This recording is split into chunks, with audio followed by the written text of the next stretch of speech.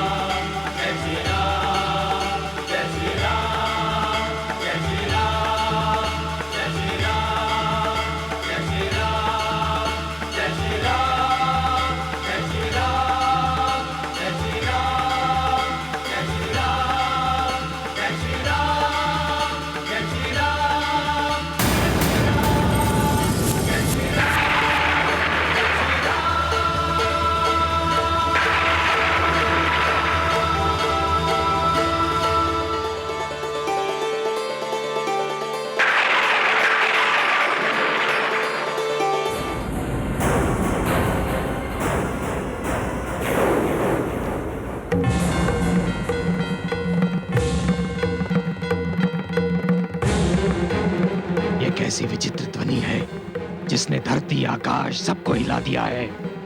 अवश्य ही किसी ने मेरे आराध्य एवं गुरु शिव का धनुष तोड़ दिया है। जिसने भी ये दुस्साहस किया है, ईश्वर की सौगंध, उसने स्वयं की मृत्यु को निमंत्रण दिया है।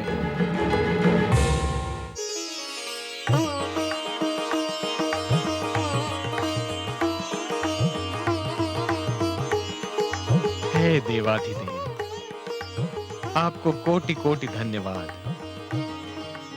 आपके इस दिव्य धनुष को उठाने का महान कार्य आपके आशीष के बिना असंभव था महादेव। मैं नतमस्तक हूं। हे गौरी माता, आपने सत्य ही कहा था। जिसका जिस पर सत्य स्नेह होता है, उससे वो मिलता ही है।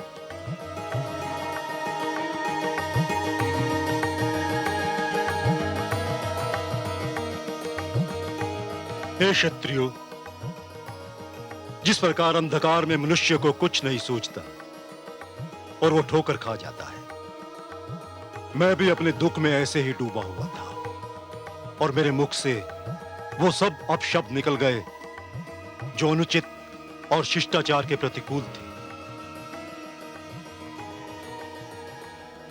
मुझे सब अपनी कही हुई अपमानजनक बातों के लिए खेद है। कृपा करके आप सब मुझे क्षमा कर दीजिए।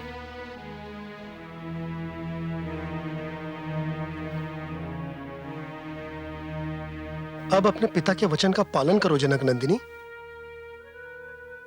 श्री राम ने स्वयंवर में स्वयं को तुम्हारे पति होने के योग्य सिद्ध कर दिया। जाओ, उनके गले में वरमाला पहनाओ। दीदी चलो।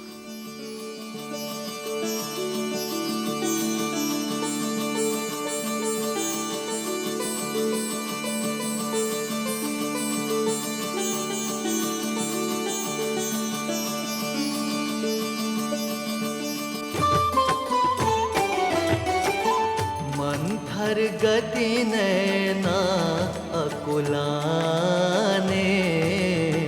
चली विजय माला पहिराने। लजवंती सिय रूप निराला, रघुवर कंठ डारि दई माला। रघुवर कंठ डारि दई माला। रूप निहारत मिथिला वासी, राम सिया जोड़ी सुख राशि। हर्षत देवन रखिए जोड़ी, जुगत रूप महिमा नहीं थोड़ी। जगत रूप महिमा नहीं थोड़ी।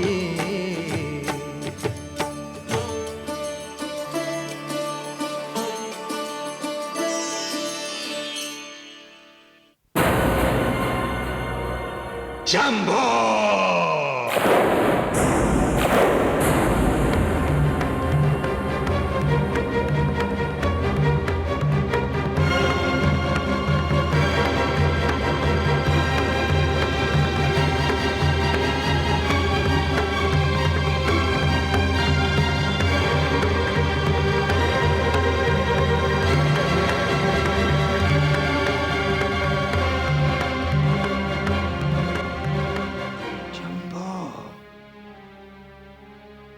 कौन है ये दुस्साहसी?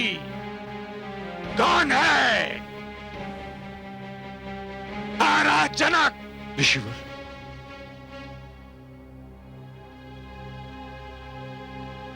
हे प्रभु, हे ऋषिवर, हे परशुराम, क्षमा क्षमा। मैंने भगवान शिव के समक्ष ये प्रतिज्ञा ली थी कि जो भी इस शिव धनुष को उठाकर इस पर प्रत्यंचा चढ़ाएगा, मैं उसी से अपनी पुत्री सीता का विवाह करूंगा। तुम्हारी प्रतिज्ञा का संबंध इस धनुष को उठाने एवं उस पर प्रत्यंचा चढ़ाने से था, इसे तोड़ने से नहीं। जिसने भी यह अपराध किया है वो मेरे सामने आए।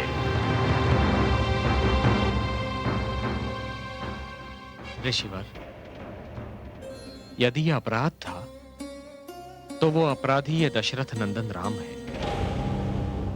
किंतु मेरा विश्वास कीजिए ऋषिवर, मैंने यह अपराध जानबूझकर नहीं किया है।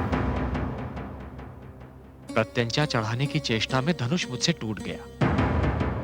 यदि आपको इससे दुख पहुंचा है तो क्षमा प्रार्थी हूं।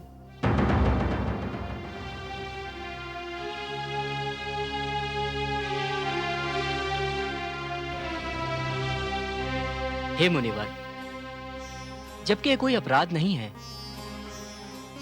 फिर भी मेरे भ्राता शिव की विनम्रता देखिए कि उन्होंने आपसे क्षमा मांग ली। बालक, ये बातें तेरी समझ में नहीं आएंगी। मैं इसे अक्षम्य मानता हूं। तब तो इसे कोई शिव का दास ही तोड़ सकता है मुनिवर। लक्ष्मण, यदि कोई दास अपने स्वामी की अवहेलना करे तो उसे भी क्षमा नहीं किया जा सकता। शिव धनुष को तोड़ना एक ऐसा अपराध है जिसका न्याय केवल दंड है। क्षमा करें मुनिवर, क्षमा करें। हम भाइयों ने खेल खेल में न जाने कितने धनुष तोड़े, उसका तो आज तक किसी को बुरा नहीं लगा।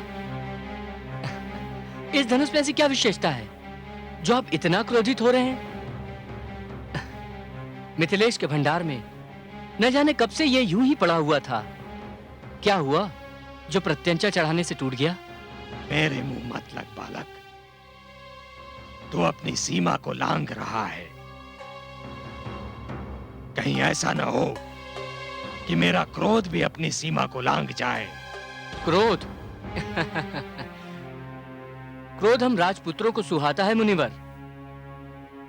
आप जैसे महान ब्राह्मण को शांत रहना ही शोभा देता है। मुंह संभाल कर बात कर बालक। अच्छा, जब आपको इस धनुष का टूटना इतना ही दुखदाई ठहरा है तो आप इसे जोड़ क्यों नहीं देते? बस बस बालक, सहने की भी सीमा होती है। तू कदाचित मेरे अतीत से अनभिज्ञ है। अनभिज्ञ नहीं हूं मुनिवर, इसीलिए तो आपसे कह रहा हूं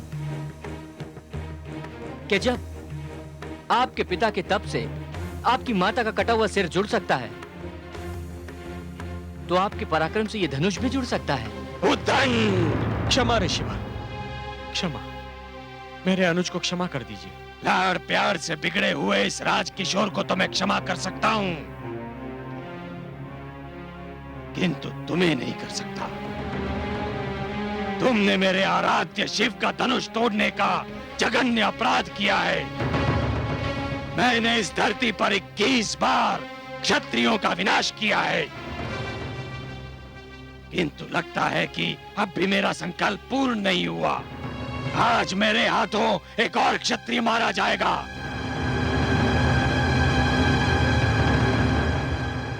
तो अपना प्रण पूरा कीजिए मुनिवर। मैं तो भाग्यशाली हूं कि मेरा शीश स्वयं परशुराम जैसे महापुरुष की परशु की छाया में आ गया। किंतु मेरी एक बात अवश्य ध्यान से सुनिए मुनिवर। जिस प्रकार वाटिका के एक विषैले पौधे को नष्ट करने के लिए समस्त वाटिका को उजाड़ देना अनुचित है, उसी प्रकार एक अपराधी को दंडित करने के लिए उसकी समस्त पीढ़ियों को दंडित करना अनुचित है। मुनिवर, आपने एक क्षत्रिय से क्रोधित होकर उसकी समस्त पीढ़ियों का वध कर दिया। आप तो क्षत्रियों के अहंकार को नष्ट करना चाहते थे मुनिवर, किंतु आप स्वयं अपने ही अहंकार के बंदी हो गए। अब एक शब्द भी अपने मुंह से मत निकालना।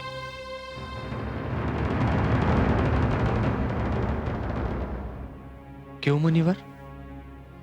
इसलिए कि मेरे शब्दों में आपके परशु से भी अधिक धार है। कोई अतीत के बोझ को लेकर आजीवन जी नहीं सकता मुनिवर। आप अपने अतीत के अहंकार को वर्तमान में ले आएंगे, वर्तमान से भविष्य में ले जाएंगे तो थक जाएंगे। मुनिवर, मेरी आंखों में देखकर बताइए, कौन सा आक्रोश आप हम पर निकाल रहे हैं?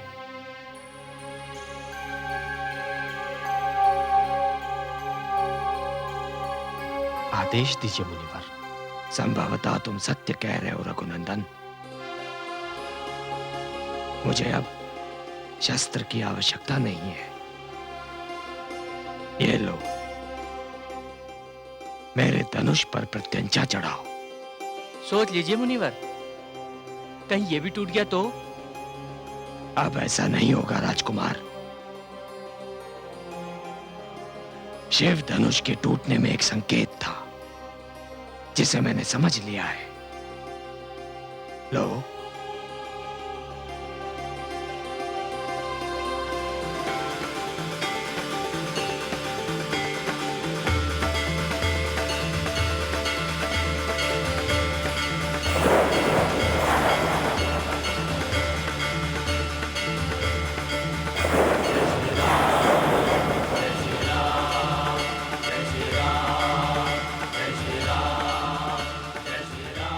प्रभु, प्रभु, राम अवतार आ गया है। हे नरश्रेष्ठ, मुझसे सचमुच भूल हो गई थी। अब मैं अपने अतीत के अहंकार से उतर गया हूं। ब्राह्मण होकर भी मैं क्षत्रिय कर्म करने पर विवश हो गया था प्रभु। अब मैं संपूर्ण ब्राह्मणत्व प्राप्त करने जा रहा हूं।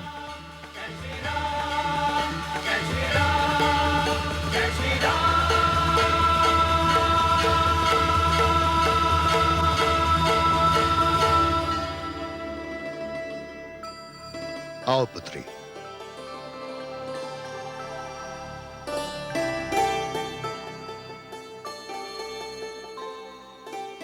मिथिलेश, अब क्या विलंब है? शुभ समाचार अयोध्या पहुंचा दें और महाराज दशरथ से कहें कि शीघ्र ही बारात लेकर जनकपुरी आ जाएं। लग्न पत्रिका लेकर मैं स्वयं अयोध्या जाऊंगा।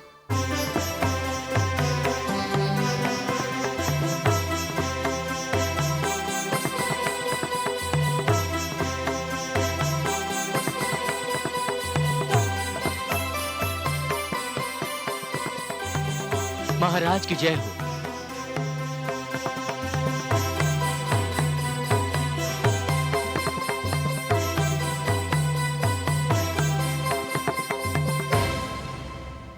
मिथिला राज्य के कुलगुरु ऋषि शतानंद महाराज से मिलना चाहते हैं। उन्हें सादर यहां लेकर आओ।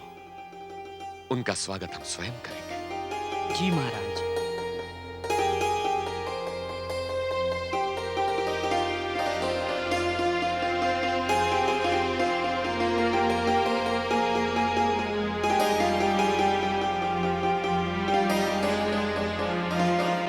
स्वागत है महर्षि। यशस्वी भव। आपने यहां आकर इस सभा की शोभा बढ़ा दी। अयोध्या में जिस प्रकार ऋषिगण का सत्कार किया जाता है वह समस्त संसार के लिए अनुकरण योग्य है। पधारिए महर्षि।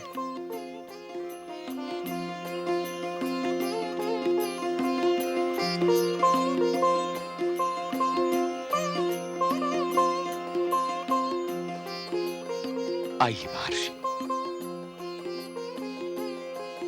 नहीं नहीं अहिल्यापुत्र, तुम्हारा स्थान मेरे चरणों में नहीं, मेरे हृदय में है।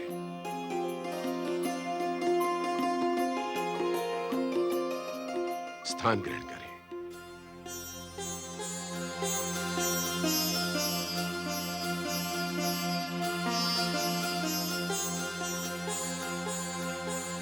विराजिए ऋषिवर।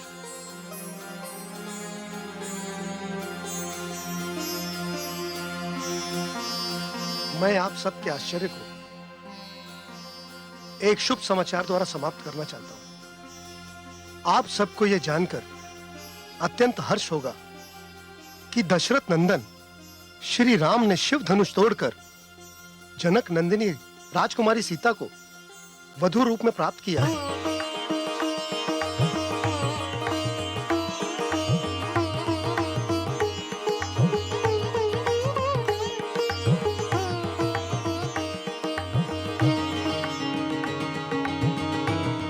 मिथिलेश का यह पत्र आपको स्वयं सब कुछ समझा देगा। आप पत्र लाए हैं तो मैं ये पत्र भी आपकी शुभवाणी में ही सुनना चाहूंगा। कृपया पढ़कर सुना दें। अयोध्या नरेश की सेवा में मिथिला नरेश का सादर प्रणाम। महाराज, अयोध्या और मिथिला के बीच गंगा माता अब तक सीमा रेखा का कार्य कर रही थी, परंतु अब माता ने दोनों को एक करने का निर्णय ले लिया है। अयोध्या और मिथिला सदा से एक दूसरे के मित्र हैं, परंतु आपके सुपुत्र श्री राम और मेरी सुपुत्री अब इस मित्रता को संसार के सबसे सुंदर नाते में बदलने जा रहे हैं।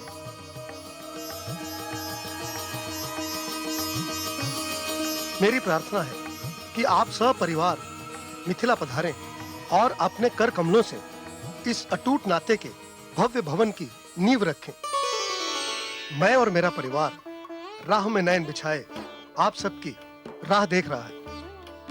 मिथिलेश को उनके इस पत्र के लिए बहुत बहुत धन्यवाद।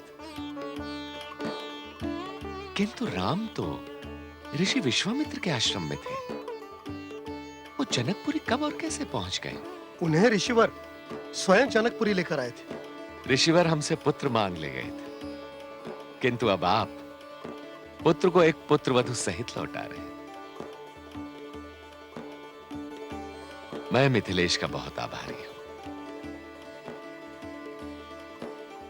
राजकुमार भरत, ऋषि शतानंद के आतिथ्य का दायित्व हम आपको सौंपते हैं।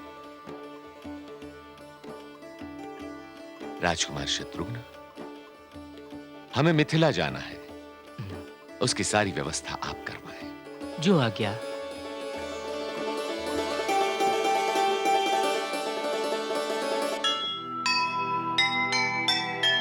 सिया राम के मेल से बने सभी के काज।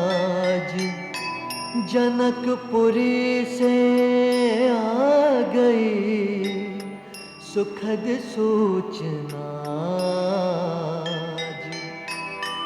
झूम रहा है हर्ष से दशरथ का संसार। सारी नगरी हो रही स्वागत को तैयार। स्वागत को